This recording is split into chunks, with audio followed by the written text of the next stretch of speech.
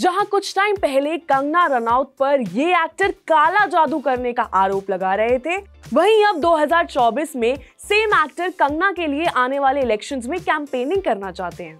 कौन है ये एक्टर और क्यों अचानक से इनका टेक टुवर्ड्स कंगना बदल गया है, आज जानेंगे इस वीडियो में। नमस्ते and hello everyone, I am Prisha और आप देख रहे हैं अनकट। शेखर सुमन के बेटे अध्ययन सुमन साल 2008 में कंगना रनौत को डेट कर रहे थे। इनकी ये love story Raj the mystery continues के सेट पर शुरू हुई थी, मगर कुछ वक्त बाद ही इनका रिश्ता खत्म हो गया। But let me tell you, it was not a normal breakup. Kangana पर इस ब्रेकअप के बाद काफी सारे एलिगेशंस लगे थे by this son and that duo, जिसमें से एक एलिगेशन कंगना का अध्ययन सुमन पर काला जादू करने का भी था।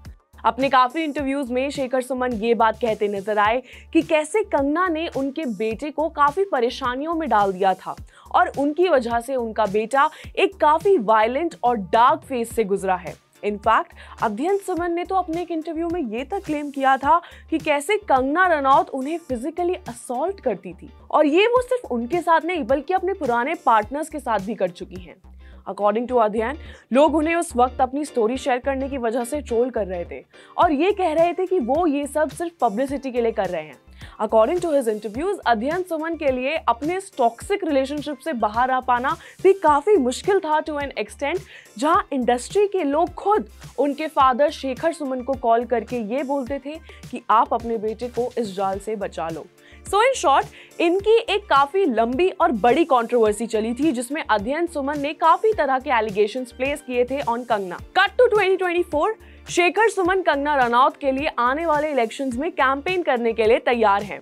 शेखर सुमन और कंगना अब बीजेपी का पार्ट है, जहां एक तरफ कंगना रनौत मंडी हिमाचल प्रदेश से इस साल के इलेक्शंस लड़ेंगी, वहीं 7 मई को शेखर सुमन ने भी ये पार्टी ज्वाइन कर ली है। जब शेखर सुमन से मीडिया ने एक रीसेंट इंटरव्यू में ये पूछा कि क्या वो कंगना की कैंपेनिंग में मदद करेंगे, तो उन्होंने कहा कि अगर हमें कंगना खुद बुलाएंगी तो क्यों नहीं, ये तो मेरा फर्ज और हक दोनों है। तो सीम्स लाइक कि वो रिश्ता जो साल 2009 में टूट गया था, अब 2024 में एक बार फिर से जुड़ने के लिए तैयार है। काफी फैंस शेखर सुमन के स्टेटमेंट को क्रिटिसाइज भी कर रहे हैं, सेइंग कि दे प्रे कि इस बार शेखर सुमन काला जादू करने का ब्लेम पार्टी पर न डाल दें। 16 मई 2023 के आर्टिकल में शेखर सुमन का एक और क्लेम सामने आया था, जहां उन्होंने मीडिया से ये कहा था कि अध्ययन और कंगना के ब्रेकअप को लेकर वो एंटायरली कंगना को ब्लेम करना नहीं चाहेंगे। साथ ही उन्होंने ये भी कहा था कि कैसे वो कभी भी अध्ययन और कंगना के रिश्ते के खिलाफ नहीं थे। उन्होंने ये भी कहा कि उन्हें कंगना और उनके बेटे के रिलेशनशिप के बारे में सब कुछ पता था। वो जानते थे कि उनके बेटे कितनी परेशानी में हैं, मगर वो कभी भी इस कपल के बीच में नहीं आए और वो चाहते थे कि अध्ययन अपने बैटल्स खुद लड़े। जहां एक तरफ कुछ साल पहले शेखर सुमन अपने बेटे को लेकर काफी ज्यादा परेशान थे बिकॉज ऑफ कंगना, अब उनका कंगना को लेकर आउटलुक एकदम से बदल चुका है।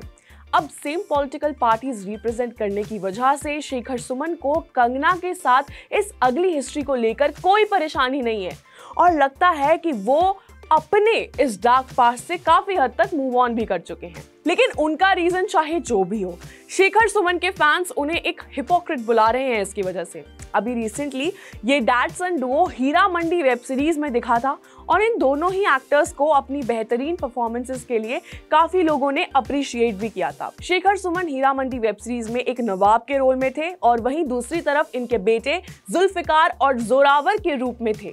लेकिन बस इतना ही नहीं, अध्ययन सुमन ने अपने एक इंटरव्यू में यह भी बताया था कि वो हीरा मंडी में अपने रोल जोरावर के लिए पहले रिजेक्ट हो गए थे, मगर उनके लिए शायद ये वक्त काफी लकी है, जिसकी वजह से उन्हें ये रोल एक बार रिजेक्ट होने के बावजूद भी फिर से मिल गया। आपका शेखर सुमन के इस क्लेम पर क्या ओपिनियन है, मुझे कमेंट सेक्शन में जरूर बताएं। क्या आपको लगता है कि उन्हें अपना डार्क पास्ट बुलाकर फाइनली कंगना को सपोर्ट कर लेना चाहिए? क्योंकि देखो, ये जो एलिगेशन पिछले कुछ सालों में लगाए गए थे वो काफी ज्यादा सीरियस और हीनियस थे। क्योंकि यार कहीं हद तक अध्ययन सुमन ने तो ये तक अग्री किया था कि कंगना रनौत ने उन पर फिजिकल असॉल्ट किया है, और जेंडर चाहे जो भी हो, मारपीट किसी भी रिश्ते का पार्ट नहीं होना चाहिए।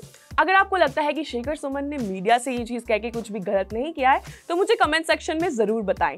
साथ ही अगर एंटरटेनमेंट से जुड़ा ये अपडेट आपको इन्फॉर्मेटिव लगा हो then make sure you like, share and subscribe this video. और अगर आप चाहते हैं कि एंटरटेनमेंट से जुड़ी ऐसी ही खबरें आपकी फीड पर आते रहे then you know what to do, make sure you subscribe to uncut.